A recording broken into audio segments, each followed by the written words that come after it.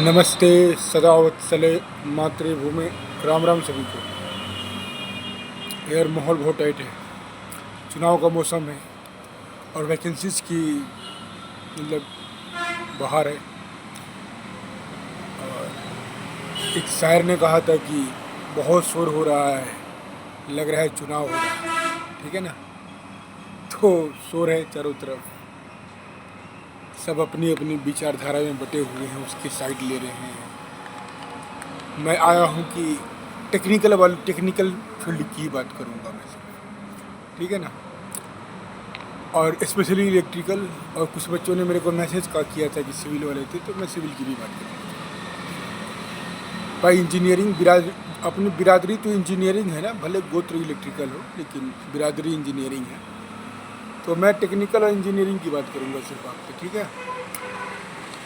ये मैं सोनीपत सेक्टर 12 में हूँ अभी। और ये रहा आपका दिल्ली रोड, यहीं से दिल्ली निकले के बहालगढ़ की तरफ जाओगे इधर सोनीपत सेक्टर। तो मैं अभी अपनी सर्विस यहीं पे कर रहा हूँ, गवर्नमेंट ऑफ हरियाणा की। तो कुछ बातें करनी थी आप लोगों से। मेरे को काफ़ी मैसेज आए थे, काफ़ी नहीं 8-10 मैसेज आए थे व्हाट्सएप पे। तो उन्होंने कहा था कि सर वो क्या टेक्निकल वैकेंसी कोई नई आएगी, कोई कुछ नए बच्चे हैं जिन्होंने अभी अभी डिप्लोमा डिग्री और ये ITI करा हुआ है। ठीक है। तो मैंने सोचा कि यार सबका पर्सनली रिप्लाई तो कर दिया था, लेकिन सोचा कि एक वीडियो बना देता हूँ। ठीक है ना। सारे वीडियो बना रहे तो सोचा कि मैं भी एक वीडियो बना दूँ। और जो कुछ मेरे पास जानकारी है, एंड सॉरी यार, मैंने आपको बताया था कि JEE का रिजल्ट आएगा, 56-57 का रिजल्ट आएगा, लेकिन ऐसा हो नहीं सका। अभी कहते हैं ना कि अंधेर नगरी चौपट राजा, तो वही बात है। मैं एक सरकारी कर्मचारी हूँ तो ज़्यादा खुल के नहीं बोल सकता, लेकिन समझने वाले समझ गए होंगे। समझे। तो छोड़ो ये सब बातें, आपकी काम की बातें हो रही है। अब JEE इलेक्ट्रिकल का यार बहुत हो रहा है कि एग्ज़ाम, तो मैंने तो अपना फॉर्म डाल दिया, आप लोग भी अपना फॉर्म डालना यार। 1 घंटे, कम से कम 1 घंटे 20 मिनट लग गए थे मेरे को यार। और मैंने मोबाइल से मतलब फॉर्म भर दिया और प्रिंट जा कर के कैफ़े से निकाल लिया PDF का, फिर उस पर साइन करके उसका PDF बनवा करके अपने जीमेल पर ट्रांसफ़र करवा लिया, और फिर जीमेल से डाउनलोड करके फिर मैंने मतलब मोबाइल से ही अपलोड कर दिया। मतलब मैंने अपना 95% का मोबाइल से ही कर दिया फॉर्म का। तो आप मोबाइल से भर सकते हो, बस थोड़ा मतलब सही इन्वायरमेंट में फॉर्म भर देना, तो JEE का फॉर्म आप भर सकते हो। कैफे आपको सिर्फ प्रिंट आउट निकालने के लिए और उस पर साइन करने के लिए और स्कैन करके PDF में कन्वर्ट करने के लिए जरूरत पड़ेगा, सिर्फ इतने ही काम है कैफे का। बाकी आप मोबाइल से भी कर सकते हो। ठीक है ना। तो आप भर देना, कोशिश करना कि जो भी आपका फाइल हो, जैसे मैं फॉर्म का फाइल है तो 500 KB से कम का हो। ठीक है ना। चाहे आपके जो भी डॉक्यूमेंट हो, सर्टिफिकेट हो, मार्कशीट हो। 8 सेमेस्टर BTech वाले, डिप्लोमा वालों का 6 सेमेस्टर होता है, ऐसा 3 ईयर का 6 सेमेस्टर होगा। तो आप उसको कंबाइन करोगे तो हो सकता है कि फाइल ज़्यादा बड़ा हो जाए। तो आप उसको गूगल पे जा करके कंप्रेस PDF फाइल करके सर्च करके आप उसको कम कर सकते हो। कोशिश करना 500 KB से कम हो। ठीक है ना। तो फॉर्म डाल देना यार, क्योंकि आखिरी 1-2 दिन बहुत दिक्कत हो जाती है। तो चलो पॉइंट पे आता हूँ मैं। JEE इलेक्ट्रिकल का कट ऑफ मैं बताने जा रहा हूँ। देखो भाई, मैं जहाँ तक मेरी जितनी समझ है, आई एम सॉरी यार, मैंने आप लोग को बोला था कि 56-57 का रिजल्ट आएगा, JEE का रिजल्ट आएगा। मैं वहाँ गलत हो गया, मेरे को बहुत दुख है इस बात का। ठीक है ना। और जहाँ से मेरे को जानकारी मिल रही थी वो सब आखिरी मोमेंट तक कह रहे थे कि हम बचा लेंगे बचा लेंगे। ठीक है ना। तो ठीक है यार, कभी कभी अब क्या कहोगे, मैं कुछ सरकारी कर्मचारी हूँ, ज़्यादा कुछ बोलूँगा नहीं गवर्नमेंट के बारे में।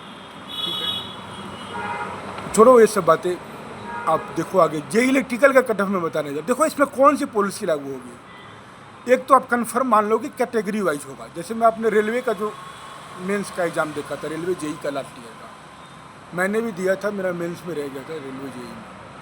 प्री में मेरे हो गए थे, मेरे 78 मार्क्स थे, मेंस में मेरे 4 नंबर से रेलवे का JEE रह गया था लास्ट बार जब आया था 2016-17-19 में आया था सर, 18-19 में आया था। अब उस समय वो फार्मूला लागू करने जा रहा है। इसमें कैटेगरी वाइज क्वालिफाई करेगा बच्चा। मान लीजिए जिसके सबसे टॉप नंबर है, मैं PWD का JEE हो गया, इलेक्ट्रिकल का मैं आपको एग्जांपल देता हूँ। पीडब्ल्यूडी का जेई क्या है, सबसे डिमांडेबल पोस्ट है, उसकी डिमांड बहुत ज़्यादा है। तो शायद 10-12 और जनरल कैटेगरी का 3-4 पोस्टें हैं। जो टॉप रैंकर्स होंगे ना वो पीडब्ल्यू जेई में, मान लीजिए जिसके सीटी में 75 नंबर है, 78 नंबर, टेक्निकल वाले बंदों के इतने नंबर नहीं होंगे, मैं जानता हूँ। घने हो लिए तो बहुत हो लिए तो 100 बंदे के 70 प्लस होंगे, बहुत ज़्यादा हो लिए समझे। और 75 प्लस तो मान के चलिए कि 20-30 बच्चे होंगे मैक्सिमम। मैं ज़्यादा बता रहा हूँ इलेक्ट्रिकल में ये चीज़, ठीक है ना। और एक बात आप क्लियरिफाई कर रहा हूँ कि पिछले बार जो इन्होंने गलती कर दिया था ना, इलेक्ट्रिकल या सिविल करके बहुत सारे बच्चे सिविल के ग्रुप में इलेक्ट्रिकल वाले घुस गए थे, इलेक्ट्रिकल ग्रुप में सिविल वाले घुस गए थे। इस बार उन सारी विवादास्पद पोस्ट को हटा दिया गया है, प्रोजेक्ट ऑफिसर पोस्ट हटा दिया है, जिसमें सारे इंजीनियर को लागू कर दिया गया था, ठीक है ना। तो अब सिर्फ इलेक्ट्रिकल में इलेक्ट्रिकल वाले जाएंगे, ग्रुप 2 में सिविल वाले जाएंगे, इसीलिए मेरी कट ऑफ आपका कम रहेगा, ठीक है ना। पिछले बार की तरह नहीं कि गोलमाल कर दिया था इन्होंने। तो मैं एग्जाम्पल दिया था आपको पीडब्ल्यूडी का। तो मान लीजिए जो 75 बच्चे हैं, मान लीजिए कि आप देखो हर कैटेगरी का जो 30 से कम पोस्ट है उसको 5 गुना बुलाएंगे। तो मान लीजिए कि 4 पोस्ट है पीडब्ल्यूडी के जनरल कैटेगरी का, तो 5 गुना कितना हुआ, 20 बच्चे। अब जो आखिरी कट ऑफ आएगा ना, तो मान लीजिए कि आखिरी कट ऑफ गया 75, तो उसमें 75 नंबर पे अगर 20 नहीं, अगर 25 बच्चे हैं, 28 बच्चे हैं, तो 28 को भी लेंगे, वो 5 गुना से ज़्यादा लेंगे। क्योंकि आखिरी नंबर का जो होता है ना, उस सारे बच्चों को कंसिडर करते हैं, चाहे भले वो गुना बढ़ जाए, ठीक है ना। तो ये मान के चलो कि ऐसे होगा। अब वो बच्चे जो टॉपर्स हैं ना, जो पीडब्ल्यूडी में क्वालिफाई कर गए, वो नीचे के सारे में क्वालिफाई होंगे, लेकिन वो काउंट कितने होंगे। अब कुछ मूर्ख सब है, यूट्यूबर बन गया है, वो कह रहे हैं कि वही बच्चे हर में बैठेंगे। अरे मूर्ख, उसको एक काउंट किया जाएगा, जैसे भले क्वालिफाई सब में है लेकिन काउंट उनको एक ही किया जाएगा। सरकार चाहती है कि ज़्यादा से ज़्यादा मौका दे, ठीक है ना। तो ये ऐसा करेंगे और एक काउंट करेंगे, और वो सारे ही क्वालिफाई। फिर जिनके कम नंबर है ना, वो भले ही मेंस में टॉपर हों, वो पीडब्ल्यूडी जेई, अगर वो मेंस में शॉर्ट लिस्टिंग में नहीं है तो उनको फाइनली नहीं मिलेगा, पीडब्ल्यूडी जेई उनको नहीं मिलेगा। और यार धूप में काम करके जब चेहरा भी काला हो गया, पहले ही काला था और काला हो गया है, ठीक है ना। तो फील्ड की नौकरी है ऐसी, थोड़ी लापरवाही थी हमारी, ढंग से टेक्निकल पूरा पढ़ के नहीं गया था, हरियाणा जी के बिल्कुल नहीं पढ़ा था, तो लग गई हमारी। तो ये सब चीज़ें हैं, छोड़ो ये सब कहाँ चला गया मैं। तो ये आप मान के चलो कि ऐसे होने जा रहा है। और एचपीएससी का क्या रिजर्वेशन का फॉर्मूला है कि जो जनरल कैटेगरी वाला है ना, वो सिर्फ जनरल के बच्चे, जनरल मतलब कि जिन्होंने जनरल कैटेगरी से फॉर्म डाला है, वो 4 गुना 5 गुना सेलेक्ट होंगे। बीसीए वाले बीसीए कैटेगरी के पोस्ट में सेलेक्ट होंगे। हाँ, जब फाइनल मेरिट लिस्ट लगेगी, या कोई शेड्यूल कास्ट का बच्चे के नंबर ज़्यादा है जनरल के कट ऑफ से, तो वो जनरल कैटेगरी में क्वालिफाई कर जाएगा, ठीक है ना। तो आप लोग अपनी कैटेगरी सोच समझ के भरना, अभी फ़ायदा लेना है या आगे भी फ़ायदा लेना है, ये आप डिसाइड कर लो। मैं किसी के साइड नहीं हूँ, मैडम, ना मैं बीसीबी के साइड हूँ, बीसी के साइड हूँ, ना मैं जनरल के साइड हूँ। अभी फ़ायदा लोगे तो बाद में नुकसान होगा, बाद में लोगे तो तुम्हारा उसमें ज्वाइनिंग होगा, ठीक है ना। तो आप देख लेना भाई, ठीक है ना, इस तरह कट ऑफ बनेगा। तो मैंने एक जनरल बनाया है cut off JE electrical group 2 का, कि अगर इतने आपके नंबर है ना, तो कोई ना कोई पोस्ट के लिए आप मेंस में क्वालिफाई कर जाओगे जेई के। तो मेरे अकॉर्डिंग 59 ± 2 इलेक्ट्रिकल, ठीक है ना। और सिर्फ इलेक्ट्रिकल वाले क्वालिफाई करें, कोई और ग्रुप वाले नहीं, जो पिछला बार इन्होंने गंद मचा दिया था वैसा नहीं होना। अनरिजर्व कैटेगरी का, बीसीबी का 60 ± 3, बीसीए का 60 ± 3, ईडब्ल्यूएस का 60 ± 3, एससी का 56 ± 3, ठीक है ना। ये मैंने वो रिजर्वेशन कैटेगरी बताया जो एचपीएससी प्लस कैटेगरी वाइज ये इम्प्लीमेंट होने जा रहा है। ये मेरा कन्फर्म सोर्स है, ठीक है ना। अब कन्फर्म करने में भी शर्म आती है यार, क्या बता, फिर कहीं कुछ गलत हो जाए तो फिर मन दुखी हो जाता है यार, ठीक है ना। और आखिरी मोमेंट तक कह रहे थे बच जाएगा, क्या करेगा आदमी, ठीक है ना। ये आपका हो गया जेई इलेक्ट्रिकल का कटअप। जेई सिविल वाला देख लो भाई, आपका कटअप रहेगा जनरल का 57 ± 2, बीसीबी का 59 ± 3, बीसीए का 59 ± 3, ईडब्ल्यूएस का 59 ± 3, एससी का 55 प्लस माइनस, या जेई सिविल का कटअप रहेगा, ठीक है ना। तो एक पॉइंट मैंने आपका क्लियर कर दिया, JE electrical and JE civil का कटअप मैंने क्लियर कर दिया, ठीक है ना। अब आते हैं कि भाई ग्रुप 22 का क्या होगा यार। तो जब ये फॉर्मूला ये लगाने जा रहे हैं तो किस बेशर्मी के साथ ये डिफेंड करेंगे जा करके। आपका जो हियरिंग है ना, जो मुझे पता चला है कि 12 जुलाई को या 19 जुलाई को होगा, और एक ही दिन में क्लियर हो जाएगा कि एक बार ये एग्ज़ाम होगा कि नहीं होगा। भाई अगर मेरे से पूछोगे ना, तो मैं खुद वो जॉब कर रहा हूँ, तो मैं न्यूट्रल होकर बात कर रहा हूँ कि आप री एग्ज़ाम के लिए तैयार हो, लेकिन मेरी दुआ है कि बच जाए। लेकिन सच सच होता है। अब दोनों किस्म 90% चांस है री एग्ज़ाम होगा, 10% बच जाए तो भगवान भरोसे, क्योंकि ये फॉर्मूला लगाने जा रहे हैं कैटेगरी वाइज।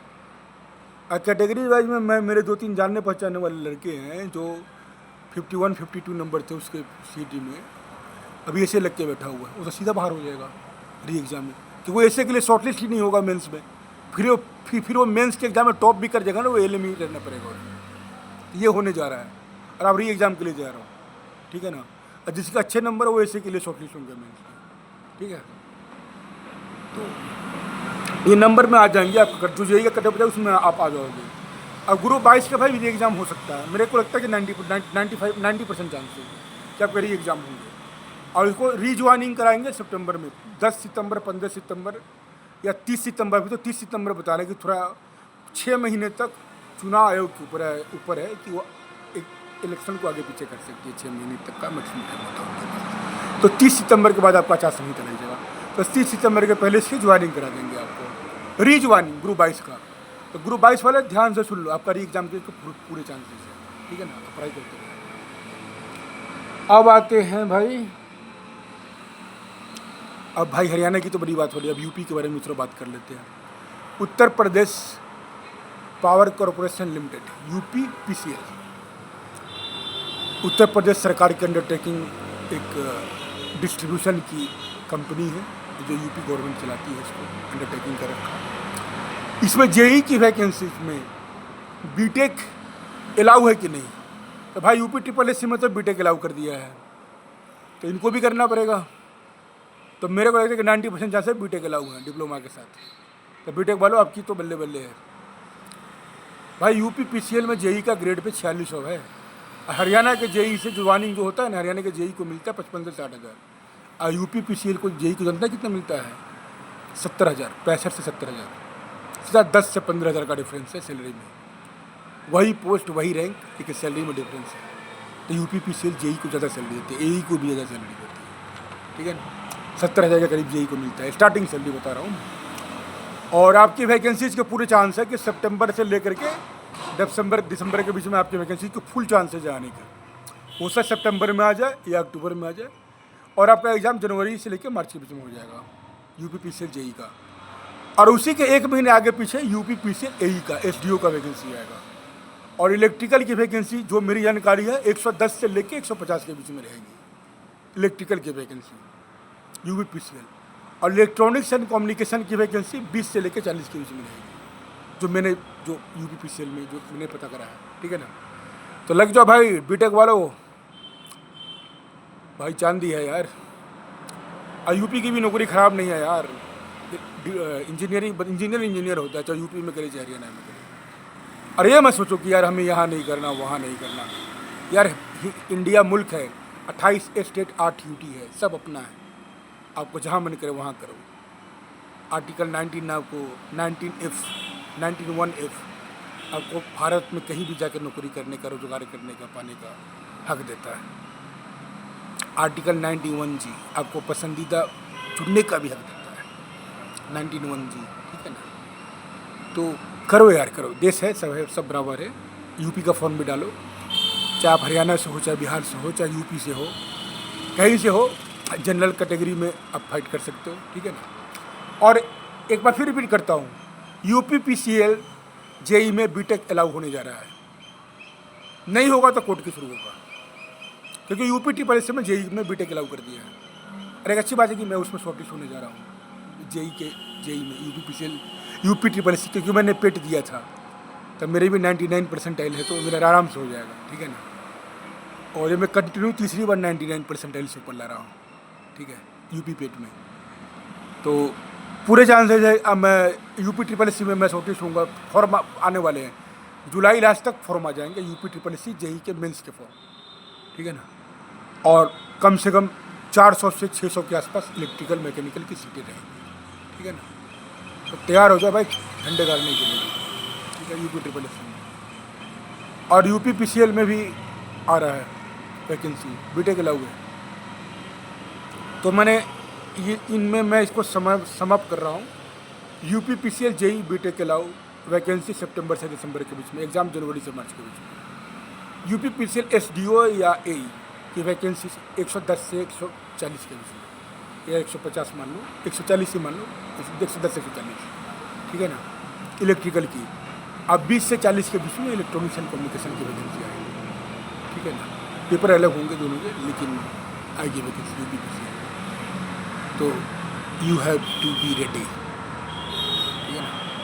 और कंपटीशन यह पढ़ने वालों में ही होता है, ये मत देखो फॉर्म कितने पढ़ रहे हैं, ठीक है। आज भी पढ़ने वालों में, आगे भी पढ़ने वालों में होगा। तो पेशेंस रखो आप लोग, ठीक है, बम्पर वैकेंसी आने वाली है।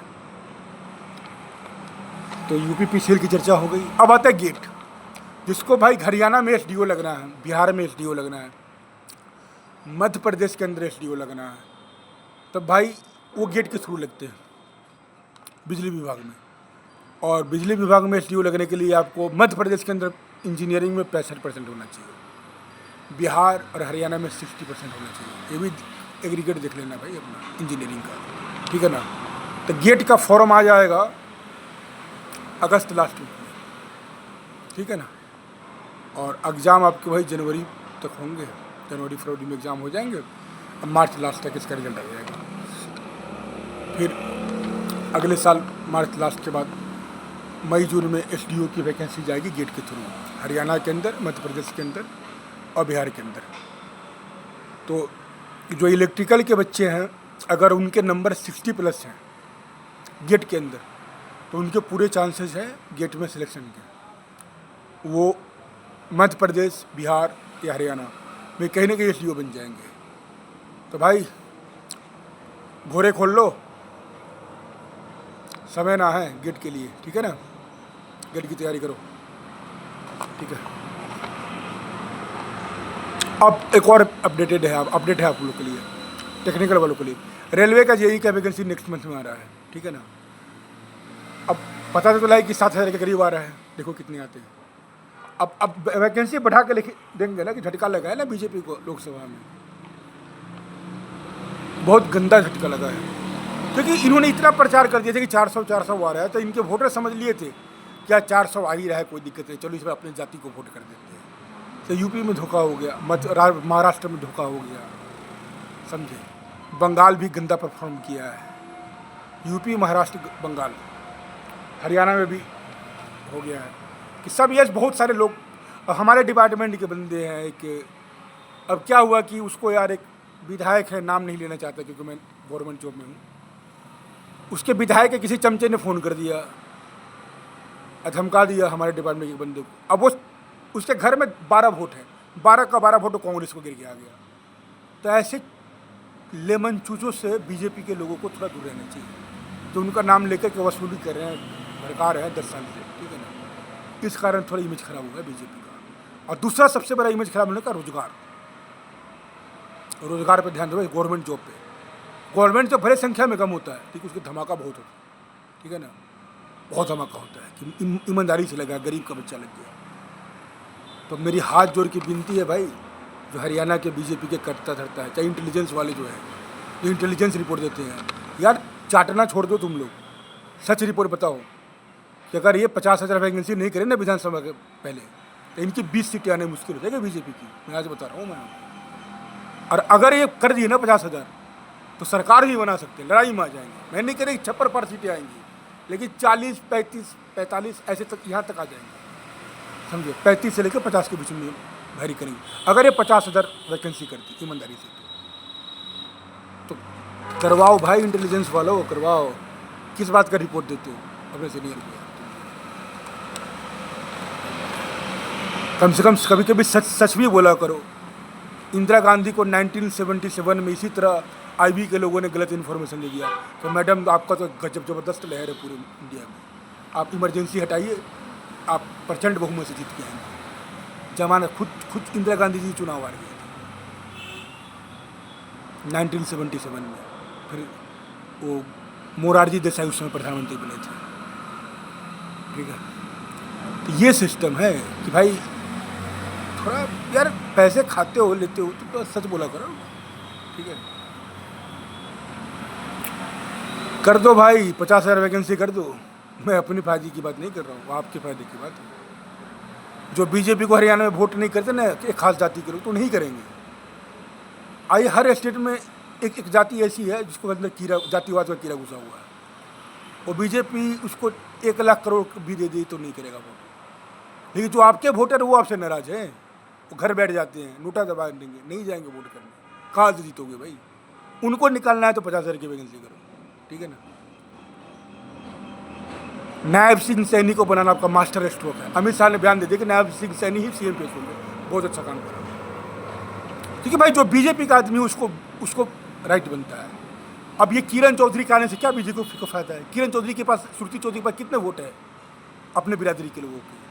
हमारे डिपार्टमेंट के कहना नहीं चाहिए, हमारे डिपार्टमेंट में उस बिरादरी के लोग हैं, गाली बक रहे हैं किरण चौधरी को। जब तक कांग्रेस में थी तारीफ करते थे, अब गाली बक रहे हैं उसको। कितने वोट है? वो भी आपके 35 बिरादरी के वोट से ही अगर चुनी तो उसी वोट से चुन कराएगी।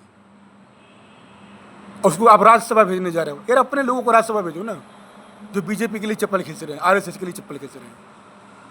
आपने 4-5 कैंडिडेट, अशोक तंवर को क्यों उतारा आपने? सिरसा से आपके पास कोई कैप्टन अभिमन्यु का कोई हिसाब से देना चाहिए था। अरे हारे जीत अलग बात है, बीजेपी का कार्यकर्ता तो है वो। रंजीत चौटाला को आपने क्यों दे दिया टिकट? पता नहीं कौन डिसीजन ले रहा है यार, समझ नहीं। बहुत दुख होता है यार। हम लोग तो चलो ठीक है, सरकारी कर्मचारी नहीं कहेंगे ज़्यादा, लेकिन चीज़ें गलत है यार। अपने लोगों को टिकट दो, कांग्रेसीकरण मत करो बीजेपी का। ठीक है ना। और घमंड में मत रहो, आरएसएस को साथ में लेकर चलो। आरएसएस आपका न्यूक्लियस है और आप इलेक्ट्रॉन हो जो कक्षा में सेल में घूम रहे हो उसके चारों तरफ। न्यूक्लियस आपका आरएसएस है, हिंदुत्व है वीर सावरकर का, समझे। अब नरेश अग्रवाल जैसे मुंह से तो गाली निकल रहा है, समाजवादी पार्टी का नेता, तो उसको आपने बीजेपी में शामिल कर दिया। भगवान राम सीता के बारे में क्या क्या गंदा बात नहीं बोला है वो। सही कहते हैं कुछ लोग कि वॉशिंग मशीन आपने लगा रखी है। अजीत पवार को लेने का महाराष्ट्र में क्या जरूरत है? कितने वोट है उसके पास एनसीपी के, जिसको भर भर के आप गाली देते थे चुनाव में। इसलिए ना महाराष्ट्र में 9 सीटें आई हैं आपकी। सब मिसमैनेजमेंट है।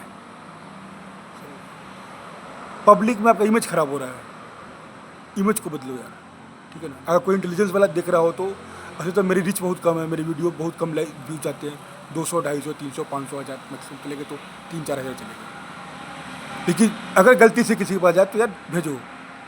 ठीक है ना, दुख होता है। ठीक है। हाँ, मैं ड्यूटी करता हूँ ईमानदारी के साथ, मैं इसमें किसी पार्टी पॉलिटिक्स नहीं देता, लेकिन मैं एक इंसान भी तो हूँ यार। ठीक है ना, गलत करते हुए नहीं देख सकता। तो जो आपके अपने कार्यकर्ता जो 10 साल से आप चप्पलें खींच रहे हैं आपके लिए, हिंदुत्व के लिए जान दे रहे हैं, उनको वोट दो, उनको टिकट दो। कंपनी मत बनाओ, जैसे कांग्रेस एक कंपनी है, बिहार में भी पैसे पर टिकट बांटी, यूपी में भी पैसे लेकर टिकट बांटी, तुक्का वहाँ भी लग गया, यूपी में भी तुक्का लग गया। टोटी यादव की इतनी सीटें कैसे आ गई? टोटी यादव मतलब कि अखिलेश यादव, और चारा यादव मतलब कि लालू यादव का बेटा तेजस्वी यादव, उसका नाम है चारा यादव, चारा चोर का बेटा है वो। ये टोटी चोर अखिलेश यादव, टोटी चोरा के ले गए थे। इसकी सीटें कैसे आ गई टोटी यादव की? सब ने सोचा कि यार 400 सीटें आ रही है, चलो हमारी जाति का कैंडिडेट दे दिया, हम उसको वोट कर देते हैं। हिंदुओं के अंदर हिंदुओं का विनाश का सबसे बड़ा कारण है जातिवाद। 712 ईस्वी से लेकर अभी तक इनकी ठुक रही है। क्यों ठुक रही है? जातिवाद के कारण। जब तक ये जातिवाद का कीड़ा दिमाग से नहीं निकालोगे ना देश बचेगा, न संस्कृति। ये हिंदुत्व ये देश का कोर है। अगर हिंदू कम हो गए ना तो देश भी नहीं बचेगा। मैं लिख के दे रहा हूँ।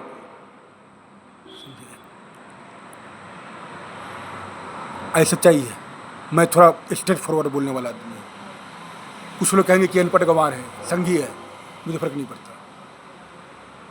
जो मुझे सही लगता है मैं बोलता हूँ।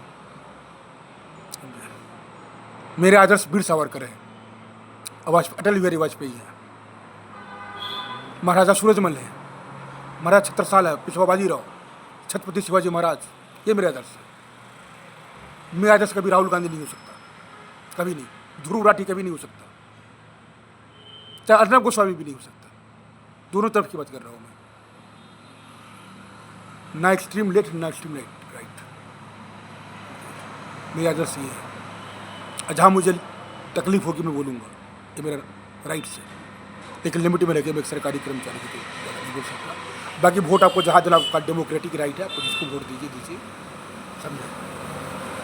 लेकिन वोट देने के पहले देश के बारे में भी सोचिएगा, समाज के बारे में भी सोचिएगा।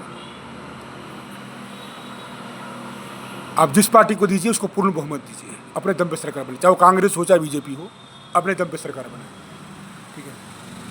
मिली जुली सरकार में कभी मत बनाइए देश में, कोई देश का नुकसान करती है, ब्लैकमेलिंग करती है। अच्छी पॉलिसी, चाहे कांग्रेस आएगी तो बहुमत से आएगी तो अच्छा काम करेगी, चाहे बीजेपी आएगी तो बहुमत से आएगी तो अच्छा काम करेगी।